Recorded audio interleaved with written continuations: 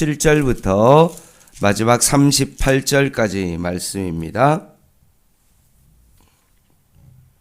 출애굽기 40장 17절부터 한 절씩 교독하겠습니다. 둘째 첫째 달 곧 그 달 초 하루에 성막을 세우니라.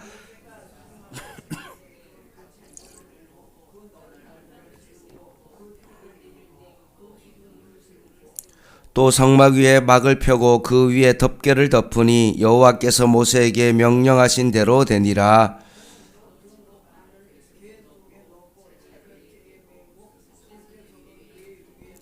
또 그 개를 성막에 들여놓고 가리개 휘장을 늘어뜨려 그 증거궤를 가리니 여호와께서 모세에게 명령하신 대로 되니라.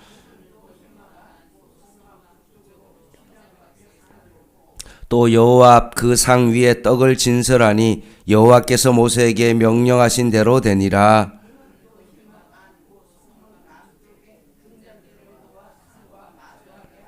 또 여호와 앞에 등잔대에 불을 켜니 여호와께서 모세에게 명령하신 대로 되니라. 그 위에 향기로운 향을 사르니 여호와께서 모세에게 명령하신 대로 되니라.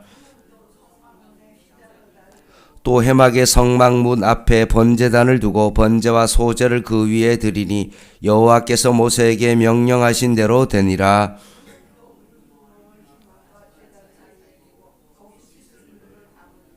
모세와 아론과 그 아들들이 거기서 수족을 씻되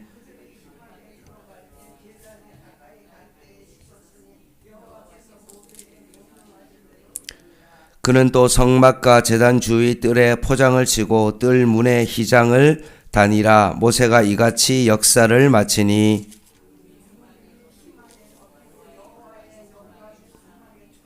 모세가 회막에 들어갈 수 없었으니 이는 구름이 회막 위에 덮이고 여호와의 영광이 성막에 충만함이었으며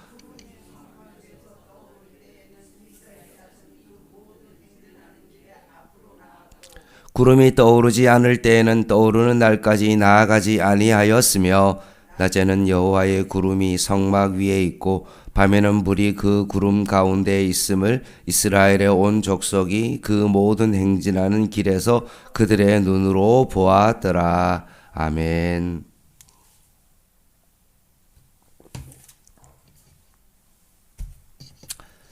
이제 출애굽 말씀을 이제 마무리하려고 합니다.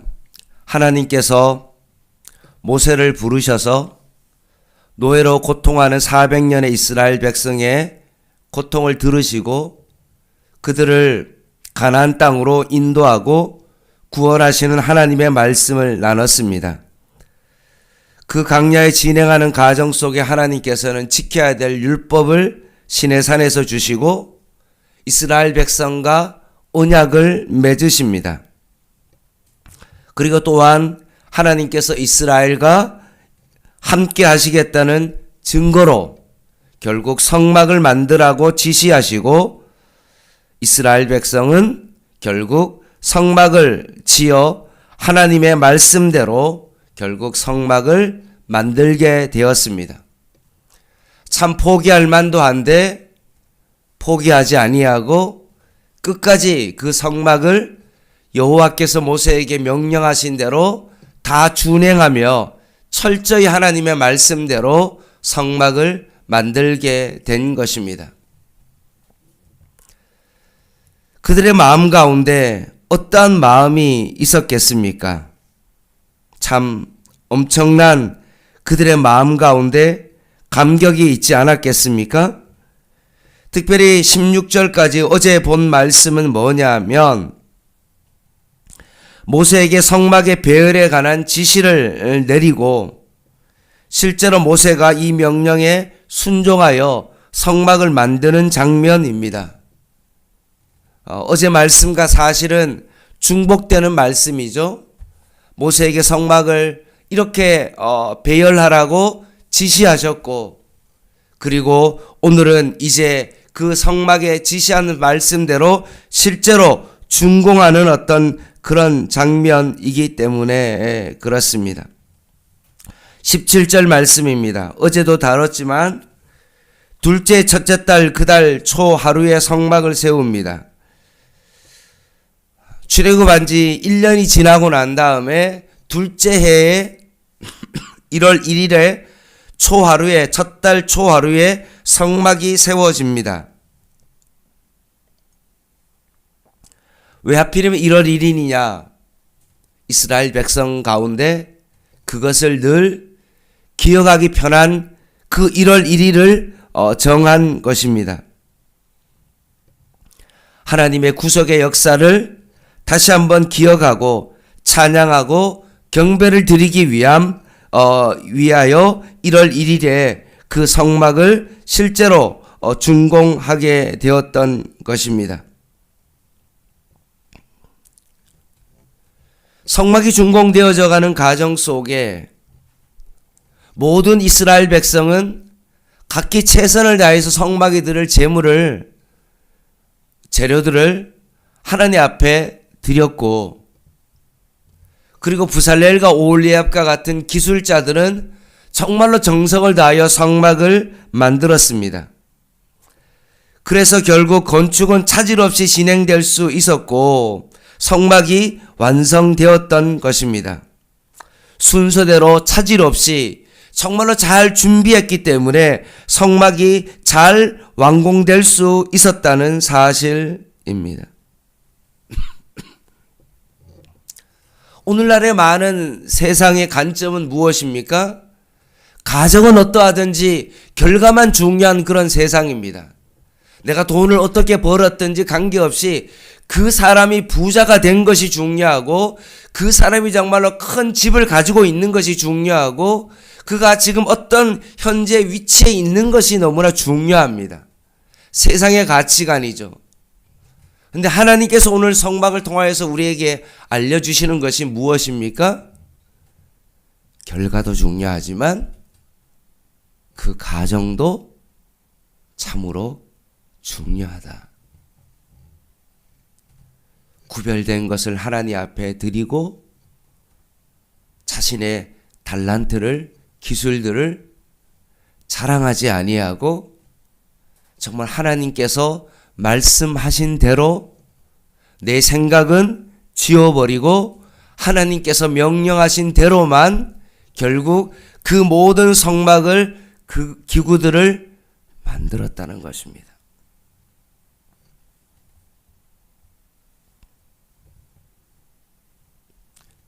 그래서 오늘 성막을 봉헌하는 이 장면은 제가 추측하건대 모든 이스라엘 백성과 함께 지었던 그 기술자들의 마음 가운데 엄청난 감격과 기쁨이 있었고, 하나님 앞에 봉헌하면서 하나님 앞에 예배를 드리면서 그들의 마음 가운데 엄청난 찬양과 경배가 그들의 삶 가운데 있었을 것이라 저는 추측합니다.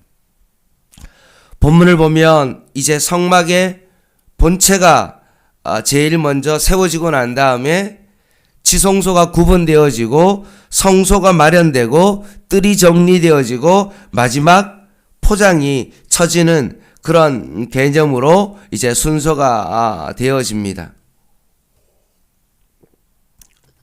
다 아는 장면이기 때문에 정리하는 마음으로 하겠습니다. 18절에 성막을 세웁니다. 뼈대가 세워지는 거죠.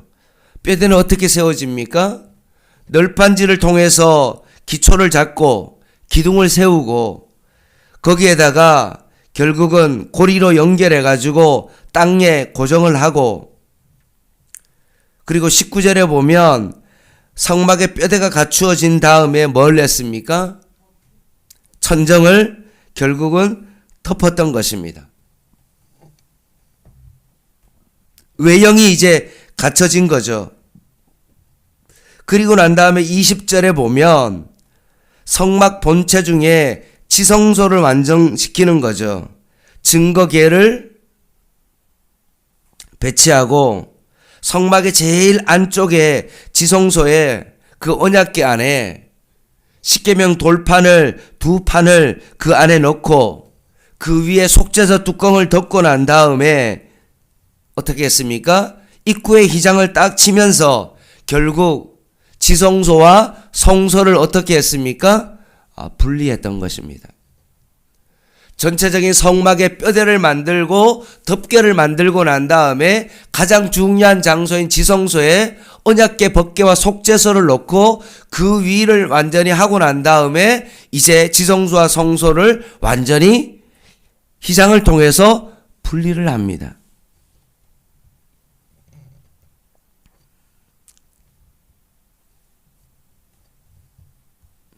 22절입니다. 이제 지성소와 성소가 구별되자 어떤 일을 했습니까? 성소에 기구들을 놓기 시작하는데 그냥 정리해서 말씀드리면 해가 동쪽에서 뜨죠. 그리고 서쪽으로 가고 그렇게 되어지면 보는 방향으로 설명하면 내가 서 있는 것이 입구 쪽으로 딱 들어오면 지성소 안쪽은 서쪽이 되어지는 거죠. 그래서 동서남 북이 되어지는 겁니다. 여러분 상상을 하시면 결국 서쪽 저 안쪽에 보면 언약궤가 놓여져 있고 휘장으로 딱 쳐져 있는 겁니다. 그러면 이제 지성소와 성소가 구분되어졌을 때 성막 안으로 딱 들어갔을 때 동서남북이 오른쪽이니까 결국 오른쪽에 북쪽에 뭐가 놓였습니까? 진설벽이 놓여졌습니다. 그리고 남쪽에 보면 금촛대가 놓여집니다. 서쪽이죠. 남쪽이죠. 북쪽에 진설병, 남쪽에 금촛대. 그리고 지성소와 성소가 구별되어는 그 휘장 앞에 방향상으로는 서쪽이죠. 휘장 안에 보면 언약의 법궤가 있고 그 휘장 바로 앞에 뭐가 놓여져 있다는 것입니까? 금향단이 놓여져 있다는 것입니다. 그러면 이제 성소의 위치가 다 끝나고 난 다음에 28절에 성소의 출입문을 만드는데 그 출입문을 어떻게 했습니까? 기둥 5개를 세워가지고 휘장을 거는 방식으로 결국은 만들어졌습니다. 물론 휘장이 청색, 자색, 홍색, 가늘게 꼰 배실로 만들었지만 그래도 성막의 길이가 있기 때문에 그 휘장이 그냥 위에다가 쳐서 내리면 내려앉기 때문에 기둥 5개를 만들어서 그 위에다가 걸치는 형태로 결국은 휘장을 만들었다는 것입니다. 자, 29절입니다. 성막과 모든 것들은 이제 다 했고요. 이제 뜰에 대한 배치를 하게 되어집니다. 뜰의 배치는 29절에 33절인데 계속 봤기 때문에 아마 아실 것입니다. 성막들 앞에 뭘 놓습니까? 번제단을 놓습니다. 그리고 그 사이에 뭘 놓는다고요? 물두멍이 있다는 겁니다. 상상해 보십시오. 동쪽으로 사람이 해가 뜨는 방향으로 들어왔습니다. 들어오자마자 뭐가 보입니까? 성막이 보입니다. 근데 성막과 그 사이에 중간에 뭐가 놓여 있습니까? 번제단이 놓여 있습니다. 근데 번제단 너머에 성막 사이에 뭐가 있다는 거죠? 물두멍이 있다는 말씀입니다. 그러면서 19절부터 33절까지 말씀 가운데 모세가 이같이 역사를 마치느냐라고 하면서 우리가 읽었던 19절부터 계속 33절까지 말씀에 우리가 읽으면서 계속 반복되어진 말씀이 있었죠. 그게 뭡니까? 여호와께서 모세에게 명령하신 대로 되니라. 이 말씀이 7번이나 반복되어집니다. 성경의 7은 어떤 숫자입니까? 완전수이죠. 땅의 사와 하늘의 삶을 더한 7은 성경의 완전수인데 그 완전수인 7번이나 계속 이 말씀이 반복되었다는 것입니다. 거룩한 성막은 내 생각대로 지어지는 것이 아니라 하나님의 말씀대로 지어지는 것이다. 만약에 인간의 생각으로 그것이 성막에 지어졌다면 그것은 뭡니까? 대형 텐트에 불과한 것입니다. 말씀대로 완공되었을 때 34절, 35절 같이 한번 읽겠습니다. 시작. 구름이 해막에 덮이고 여호와 영광이 성막에 충만하며 모세가 해막에 들어갈 수 없었으니 이런 구름이 해막 위에 덮이고 여호와 영광이 성막에 충만하였으며. 아멘. 구름은 무엇을 의미합니까? 하나님의 임재죠. 근데 계속해서 성막이라는 표현을 쓰다가 34절에 구름이 뭐라고 말씀하죠? 해막에 덮이고. 성막이라는 표현을 쓰다가 갑자기 해막이라는 표현을 씁니다. 해막은 무엇을 뜻합니까? 만남의 장막입니다. 우리가 회담 장소라고 하면 만남의 장소 아닙니까? 결국 하나님의 임재를 통하여서 그 성막이 해막이 된다. 결국 이 성막을 통해서 하나님께서 이스라엘과 만나러 오셨음을 강조하고 있는 것입니다. 근데 35절에 보면 모세가 해막에 들어갈 수 없다고 말합니다. 이유는 뭐죠? 베드로가 예수님의 신적 권위를 보고 수많은 고기를 잡았던 베드로가 어떤 고백을 했습니까? 자신이 죄인임을 고백하며 한 말이 있습니다. 나를 떠나소서. 모세가 하나님의 그 임재하심을 보고 자신의 죄인임을 철저하게 깨닫고 내가 해막 안에 들어갈 수 없다라고 고백한 것입니다. 그런 마음을 하나님께서 너무나 잘 아시고 레위기 1장 1절에 보면 모세가 여호와께서 모세를 불러주십니다. 그때서야 모세가 해막 안으로 들어갈 수 있습니다. 내가 들어가고 싶다고 막 들어갈 수 없는 것이 바로 해막입니다. 하나님께서 불러주셔야만이 나아갈 수 있는 장소, 그것이 바로 해막입니다. 우리가 죄인인데 어떻게 하나님의 자녀가 되어지고 우리가 어떻게 하나님을 만날 수가 있습니까? 절대로 그렇게 할 수 없죠. 단 한 가지 이유죠. 하나님께서 우리를 사랑하셔서 우리를 불러주셨기에 가능한 일입니다. 이 은혜를 생각할 때 우리는 날마다 감격할 수밖에 없고 나를 불러주신 하나님 아버지 앞에 우리는 엎드릴 수밖에 없는 것입니다. 마지막 장면입니다. 36절에 38절 말씀에 이 장막이 하나님의 임재와 보호의 상징일 뿐만 아니라 이 해막이 결국은 하나님의 구름의 임재하심이 뭘 의미합니까? 이스라엘이 강약길 가운데 그들을 인도하는 그런 지표가 되어지는 것입니다. 구름이 멈추면 머물고 또 올라서 이동하면 이스라엘 백성이 짐을 싸서 함께 떠나는 역할을 하게 되어집니다. 이스라엘 백성이 광야에서 가야 될 길을 인도하는 역할을 하는 것이 바로 성막이었습니다. 시편 119편 105절 말씀에 주의 말씀은 내 발의 등이요 내 길의 빛이다.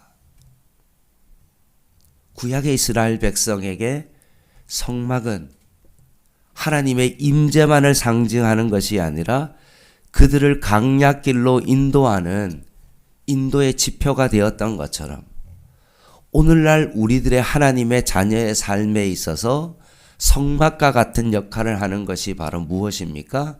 바로 하나님의 말씀이라는 것입니다. 우리의 삶은 하나님의 말씀에 따라 움직인다는 사실입니다. 말씀을 마무리하겠습니다.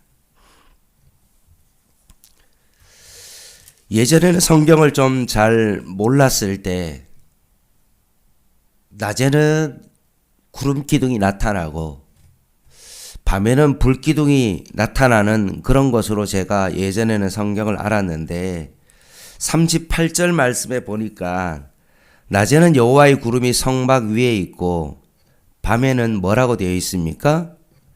불이 그 구름 가운데 있었다 라고 되어 있습니다. 사실 바뀌는 것이 아니라 낮에는 구름으로 인도하십니다. 왜냐하면 강야가 너무 더우니까 그늘이 되어주시고 거기에 따라서 움직이면 되기 때문에 그렇습니다. 근데 밤에 되니까 추우니까 어떻게 됩니까? 불이 구름 가운데 임함으로 말미암아 그들 가운데 밤에도 이동할 수 있고 그 밤에도 불의 기운으로 그들이 생활할 수 있도록 하신 것입니다. 바뀐 것이 아니라 사실은 자세히 보니까 동일한 것이었습니다. 구름 기둥과 불 기둥은 사실은 같은 것이었습니다. 사랑하는 성도 여러분, 오늘의 우리의 인생이 사실 강야의 길을 걸어가고 있는데 이 강야의 인생 가운데 하나님께서는 오늘도 우리에게 말씀 가운데 우리를 인도하십니다. 때로는 공경에 처했을 때, 때로는 우리가 감당할 수 없는 그 일이 있었을 때 상황에 따라 하나님께서 말씀으로 우리에게 인도하십니다. 때로는 너무 더울 때 그늘과 같은 그런 말씀으로, 우리가 너무나 추위를 느꼈을 때 우리에게 따뜻한 하나님의 말씀으로 하나님께서 우리를 인도해 주신다는 사실입니다. 오늘도 이 말씀으로 여러분 위로받으시고 순간순간마다 하나님의 말씀의 인도를 받을 수 있는 저와 여러분 되시기를 주님의 이름으로 간절히 부탁을 드립니다. 기도하겠습니다.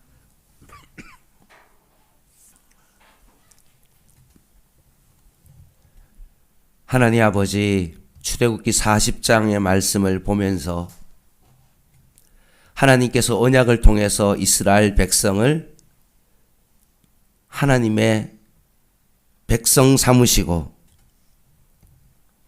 수많은 원망과 불평 가운데도 그들을 포기하지 아니하시고 하나님께서 언약 백성 삼으셨기에 늘 자비와 긍휼로 그들을 품어주시고 그들을 인도하시고 그들과 함께 하시기 위하여 장막을 만드시고 그들과 교제하기를 원하시는 그 하나님 아버지를 알게 하였사오니 우리도 하나님의 자녀로서 날마다 하나님과 관계하고 하나님과의 그 관계를 통해서 다시 한번 만남을 통하여 우리의 신앙의 기쁨이 회복되어지는 귀한 은혜의 시간 되게 하여 주시옵소서. 이 새벽 말씀이 우리에게 있어서 이 강야를 살아갈 수 있는 정말로 지표가 되게 하여 주시고 그 말씀을 따라가는 진정한 하나님의 백성 되게 하여 주시옵소서. 예수님의 이름으로 간절히 기도드립니다. 아멘. 개인 기도 하시겠습니다.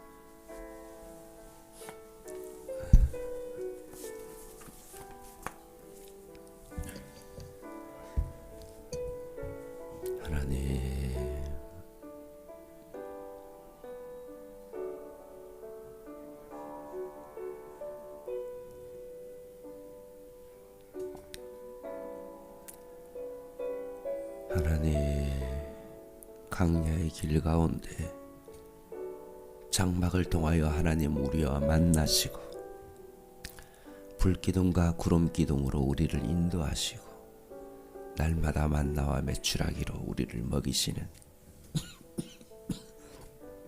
그 하나님 앞에 오늘도 섭니다.